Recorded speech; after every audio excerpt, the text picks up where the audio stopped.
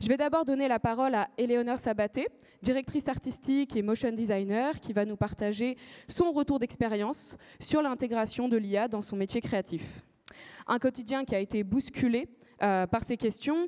Comment réinventer sa pratique quand les outils changent si vite? Et quel rôle pour l'humain quand l'IA peut faire de plus en plus de tâches? Et sur ces questions, Éléonore, je te laisse la parole. Donc je me présente rapidement, donc on l'a déjà dit. Moi, je suis DA, graphiste et motion designer depuis un peu plus de 10 ans.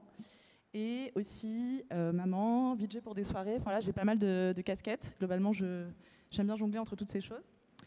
Voilà, il y a 3 ans, voilà, déjà, on a monté en duo. J'ai monté un studio de design graphique avec une autre DA. Donc notre studio s'appelle Hell. Donc Welcome to Hell.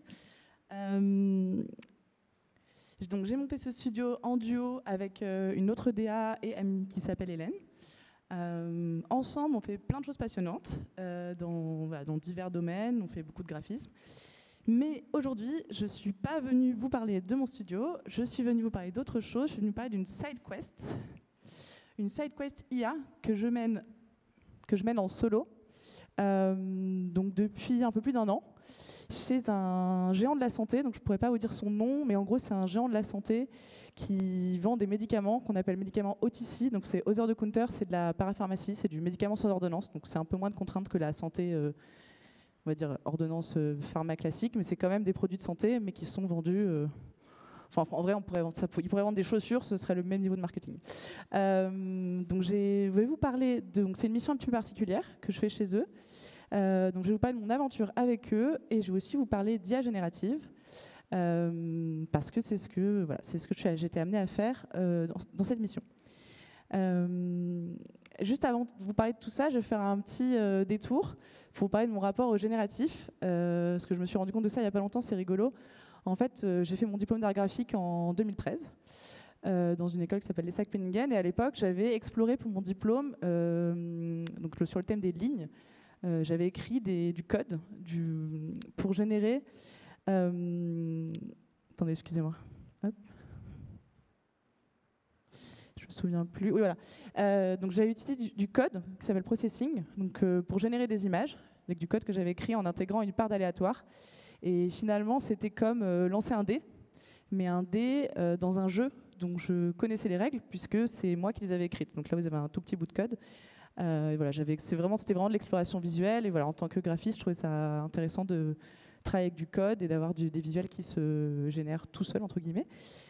Et donc, beaucoup d'années plus tard, avec les outils IA que j'utilise aujourd'hui, je vous en ai mis quelques-uns là, sur cette slide, donc vous pouvez regarder, c'est globalement les outils... que j'utilise au quotidien. Donc en gras, c'est les 3 que j'utilise le plus, donc Chat, Midjourney et Kling. Donc voilà, pour générer principalement de l'image, de la vidéo, un peu de texte et un peu de son, mais c'est moins mon travail. Et donc avec ces outils IA que j'utilise aujourd'hui, il y a toujours cet aspect du lancer de dés. Mais pour moi, c'est un peu un dé pipé, parce que finalement, ce jeu, personne n'en connaît vraiment les règles. Et personne ne sait vraiment par quel chemin la machine est passée exactement pour aboutir à ce résultat. Donc à la différence des algorithmes qu'on connaissait avant. Donc je reviens à mon histoire principale. Donc dans cette grosse boîte dans la santé, j'ai intégré une toute petite équipe il y a un peu plus d'1 an. Au début, on n'était que 3 freelances et maintenant ça a grossi, donc je vais vous raconter. J'ai intégré une équipe et cette équipe s'appelle la Wonka Factory. Et notre mission, c'est de créer du contenu, donc du texte, de la vidéo et des images, pour les réseaux et les sites web des différentes marques de ce groupe qui sont donc présentes dans le monde entier. Donc il y avait une ambition de départ un peu folle. Donc comme je vous disais, au début, on était 3 créas, donc 2 DA graphistes, donc dont moi, un réal, et il y avait aussi une copywriteuse en plus. Et... Attendez. Ah, il manque une slide. Bon, c'est pas grave, je vais vous raconter. Cette ambition de départ, c'était donc l'ambition, elle paraissait assez séduisante sur le papier, mais aussi un peu problématique pour nous, les créas. En gros, on nous a dit, bon ben voilà, vous allez utiliser un outil d'IA qu'on est en train de construire en interne. Et cet outil, à la base, il était basé sur ChatGPT pour le texte et Stable Diffusion pour les images. Et nous, les créas, on devait un peu roder cet outil et en fait participer à la fabrication d'une espèce de machine à sortir du contenu. Et le plan rêvé, c'était on balance une idée et en fait l'IA, elle va proposer, elle va sortir des articles, du texte, de la vidéo, les posts pour les réseaux sociaux. Et en gros, nous, on aurait été un peu des opérateurs pour cadrer tout ça. Et on s'est un peu rendu compte, en cours de route, on s'est dit, en fait, on est recruté pour optimiser une machine à contenu qui, à terme, va pouvoir tourner sans nous.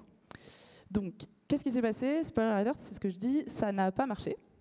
Alors, ça n'a pas marché pour plein de raisons. Déjà parce que ChatGPT, globalement, il a des idées pas top. Voilà. Je m'étendrai un peu plus longtemps là-dessus plus tard. Et aussi, ensuite, parce qu'en fait, on nous demandait beaucoup de choses à la fois. On nous demandait de faire du test, on nous demandait de faire de l'amélioration d'outils, on nous demandait de générer des contenus, donc texte, vidéo, images, des contenus en quantité, en beaucoup plus grande quantité que ce que ces marques faisaient auparavant avec leurs agences, et aussi des contenus de qualité. Donc, ils voulaient qu'on fasse ils appellent ça du thumb stopping, donc avoir des images qui vont accrocher l'œil sur les réseaux et vous faire vous arrêter. Et donc tout ça, en suivant ce process unique, juste tout cadré par la machine, ça ne marchait pas. Donc, qu'est-ce qu'on a fait? On a complètement changé d'approche. On a laissé tomber donc, ce fantasme du process unique, comme je vous disais, et automatisé. Et en gros, voilà, on s'est dit, on va faire ce qu'on sait faire, on va faire notre métier. On a eu des idées, on a proposé des concepts aux marques, on les a prototypés avec l'IA, on a effectivement énormément, et on continue, je ne parle pas au passé, mais je suis toujours dans cette mission, mais on utilise énormément l'IA, mais on s'est réapproprié les outils, on a beaucoup d'outils différents, et on a laissé tomber cette idée de machine unique. Et on a prouvé donc qu'en tant que créa, nos visions et nos compétences, elles ont toujours de la valeur. Donc vous voyez un peu des images de choses qu'on peut faire. Bon, c'est un peu hors contexte, mais pour donner un peu de visuel. Et on a aussi et surtout réinventé au sein de l'organisation, en interne, des manières agiles de travailler avec chaque marque. Et parce qu'au final, chaque marque du groupe, chaque client est unique. Chaque marché aussi, parce qu'ils sont présents dans le monde entier, donc il y a des problématiques assez différentes en fonction du marché. Et aussi, au sein de l'équipe, chaque créa est unique. Donc, je vous donne un petit exemple. Excusez-moi. Un petit exemple, donc à un moment, je travaillais pour une marque de probiotiques qui s'adresse aux familles et je devais créer des posts pour les réseaux sociaux pour parler d'hydratation des enfants en lien avec un article sur le sujet. Donc j'ai échangé avec ChatGPT à ce moment-là pour voir, on nous encourageait beaucoup à faire ça. Et là, il me parle de gouttes d'eau avec des capes de super-héros. Alors ChatGPT, il adore les super-héros, c'est vraiment son truc. Voilà, donc moi, ça ne me parlait pas trop. Puis on discute plus largement de l'histoire d'hydratation. Il me parle de plantes vertes qu'on a oublié d'arroser. Donc là, je me dis, ah, mais tiens, on s'adresse aux familles, pourquoi pas on pourrait faire des enfants déguisés en petites plantes avec des costumes un peu mignons, genre kermesse. Et voilà, on les arrose dans le salon. Donc voilà, j'ai prompté, j'ai généré, j'ai retouché les images. Et j'ai fabriqué une mini-campagne sur Water You Kids. Donc voilà, c'est pas du tout l'idée du siècle, j'en conviens tout à fait, mais c'est juste, voilà, ça marche, visuellement c'est mignon, on est un peu attendri, ça traitait bien du sujet. Et tout ça, c'est pour vous dire que même ce tout petit niveau de twist un peu créatif, conceptuel, bah ça, l'IA, elle l'avait pas, quoi. Tout ce qu'elle me proposait, c'était des trucs hyper bateaux, enfin voilà, assez ennuyeux. Voilà, donc, excusez-moi. C'est bon. Donc oui, vous allez me dire, voilà, c'est parce que je prompte pas bien, j'ai pas utilisé le master prompt de machin sur LinkedIn, ou alors il fallait le faire avec une autre React, ChatGPT, Claude est plus sensible, tout ça.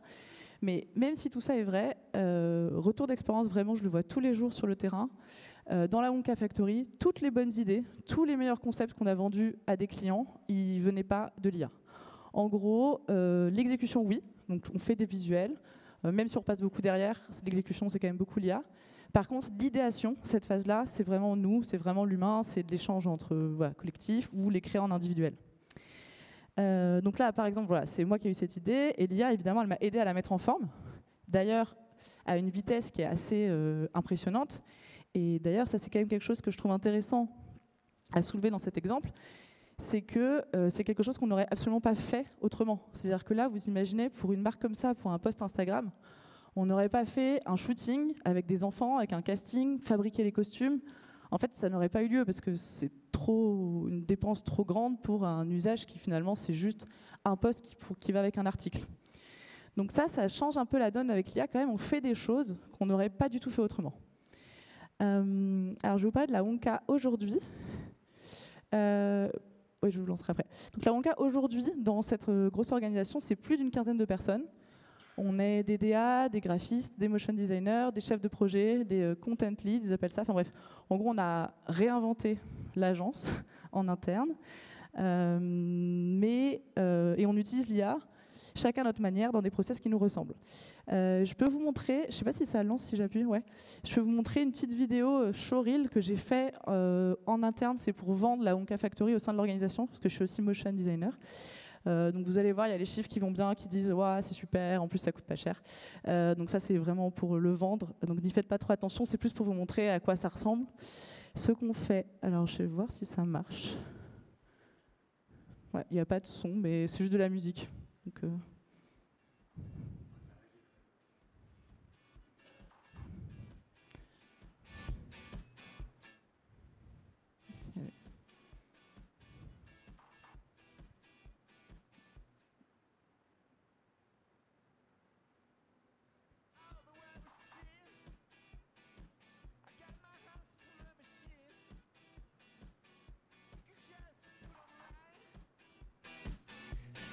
some peace of mind. I can keep on crying nights. Got no more shades to keep on fighting. Hanging out to hear the ring. All I get is a machine. After all the way we see, I got my hands full of machine. You just put on mine. So I got some peace of mind. I can keep on crying nights. Got no more shades to keep on fighting. Hanging out to hear the ring. All I get is a machine. Voilà, bon, la musique c'était juste Cassius, mais ça fait toujours plaisir. Donc, forte de cette expérience à la Wonka et aussi forte d'exploration IA que je mène en parallèle pour d'autres projets et aussi dans des recherches personnelles, qu'est-ce que je peux vous en dire aujourd'hui? Déjà, pour moi, l'IA n'est pas créative, elle n'a pas d'intention, elle ne poursuit pas de but et elle ne raisonne pas conceptuellement. C'est juste un espèce de mash-up géant de tout ce qui la nourrit avec tous les biais qui vont avec. Et la créativité humaine, qui elle-même est bourrée de biais, on a nos biais cognitifs, sociaux, culturels, mais la créativité humaine, cependant, elle a cette capacité critique, émotionnelle et instinctive, dont l'IA, pour moi, manque cruellement. Mais cependant, c'est un outil très performant. Ça peut être totalement un accélérateur de créativité et en gros, on peut s'en servir pour beaucoup de choses. Il y a beaucoup de choses positives que je vois avec l'IA. Donc, par exemple, le prototypage rapide. Donc, ça va parler à nos amis du design thinking. On peut prompter avec des outils de génération d'images ou de vidéos et avoir très vite un premier résultat et tout de suite se voir si ça marche pas et itérer à partir de là. Ce qui je trouve est une méthode de travail très intéressante que j'avais pas forcément dans mon activité avant. Ça peut permettre aussi de casser la page blanche. Donc voilà, une mauvaise idée de ChatGPT va vous donner une bonne idée. Et aussi de faire l'impossible, c'est-à-dire, comme je disais tout à l'heure, de créer des contenus qui n'auraient pas existé autrement du point de vue du temps, de la technologie, du budget. Donc ça décuple les possibles et c'est pour ça pour moi qu'il faut des professionnels et des gens formés. Et en gros, parce qu'il faut garder la tête froide en fait et faire des choix. Et on ne peut pas laisser l'IA et les projets partir dans tous les sens juste parce que c'est possible ou c'est joli. Voilà, faut quand même cadrer tout ça. Ce qui m'intéresse personnellement le plus avec l'IA, donc c'est pas forcément ce que je vais faire avec mes clients, mais c'est encore les erreurs, les accidents, le côté décalé, parfois étrange, la capacité vraiment de faire des recherches visuelles assez poussées. Et même si l'IA tend à être de plus en plus parfaite, entre guillemets, moi ce qui m'intéresse, c'est plutôt les imperfections. Et d'ailleurs, à la Wonka Factory, quand on nous demande de faire des images hyper réalistes, sans saveur, on est un peu dépité parce qu'on est là, il y a des stocks photos pour ça en fait. Ou alors, pour plein de demandes, rien ne vaut encore un shooting avec un vrai photographe. Je vais vous montrer maintenant un exemple, pour le coup, j'étais assez contente d'utiliser l'IA. J'ai écrit un projet qui me tient à cœur, mais en fait, en le revoyant hier, je me suis dit qu'il avait déjà pris un coup de vieux, mais c'est pas grave, c'est quand même un projet qui me tient à cœur. Donc je vais faire un petit pas de côté. Donc j'ai été contente d'utiliser l'IA dans ce projet parce que je trouvais que pour le coup, l'IA, ça s'y prêtait bien. Et donc je fais un petit pas de côté par rapport à mon projet santé, parce que là, c'est un projet pour Guerlain. Et donc vous allez voir, c'est une vidéo que j'ai fait pour eux pour un événement en interne, et vous allez voir la façade de leur boutique des Champs-Élysées qui évolue dans le temps et se transforme. Donc c'était pour introduire pour eux un sujet sur les transformations à venir, mais ils voulaient l'introduire de manière un peu visuelle, onirique. Donc j'ai eu cette demande en IA, et je vais vous montrer. Alors.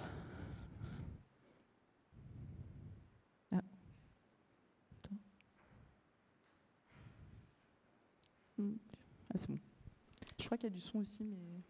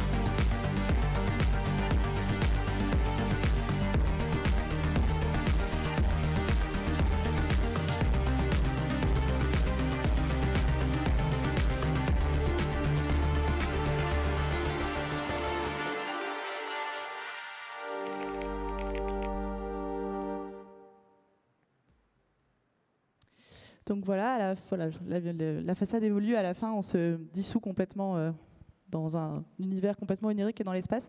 Ce que j'ai bien aimé avec ce projet, c'est que l'IA, ça m'a vraiment permis de fabriquer des images que j'avais dans ma tête. En gros, on m'a donné un peu les produits phares de la marque, et en fonction de ces différents univers, j'ai imaginé des univers pour toutes les étapes par lesquelles on allait passer. Donc il y a beaucoup d'outils impliqués, il y a beaucoup de travail, mais voilà, il y a ce côté un peu magique. Quand on n'est pas retoucheur photo, quand on n'est pas 3D artiste, quand on est juste graphiste, on ne peut pas toujours fabriquer l'image qu'on a dans la tête, et l'IA permet ça, et c'est, je trouve, assez chouette dans mon métier.